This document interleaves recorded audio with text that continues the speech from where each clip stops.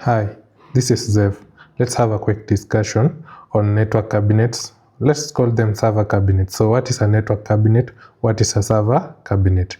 Just look at. So when I'm talking about network cabinets, I'm talking something about this kind of cabinets. And I want us to quickly discuss how do you choose the correct cabinet for your application case or your use case. Do you need a 42U? Do you need a 4U? And so quickly, one, what sizes exist for data cabinets? We have things like 4U to 12U, that is for the small setups. Then we have 15 to 27U, that's again another size of data cabinet.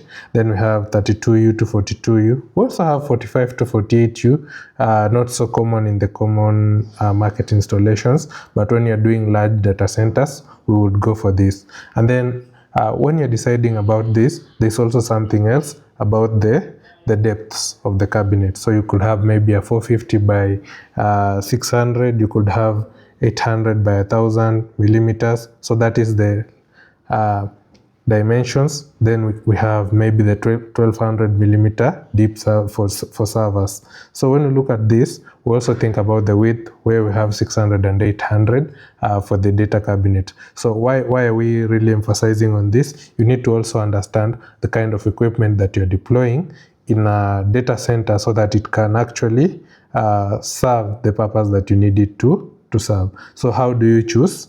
Number one, equipment. So what equipment are you deploying? So let me insist. Maybe you want to deploy an NVR.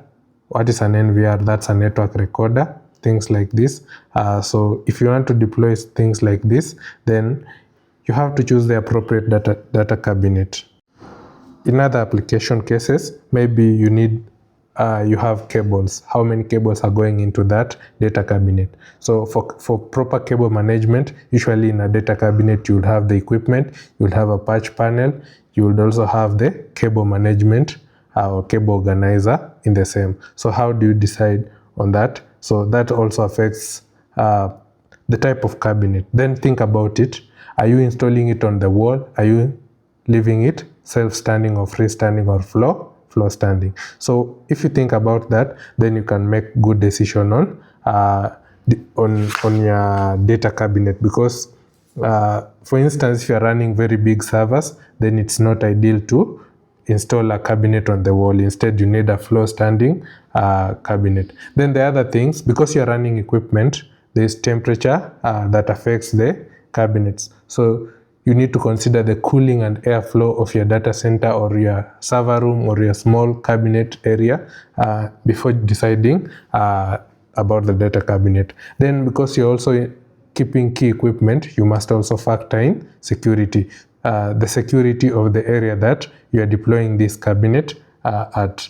Then we have what is the location and what is the available space. So these are some of the factors that will actually affect your decision on deciding on a data cabinet that you want to decide on. So let's take quick examples. Cabinets usually are counted based on the form factor of 1U, 2U, 3U. So it's the number of rackable space that you would consider your server has or your server consumes. So if I talk about a 4U, I'm speaking about the small cabinet just for U factors. Then we have 8U, we have 16, 24, 27, 42. So all those variations for data cabinets.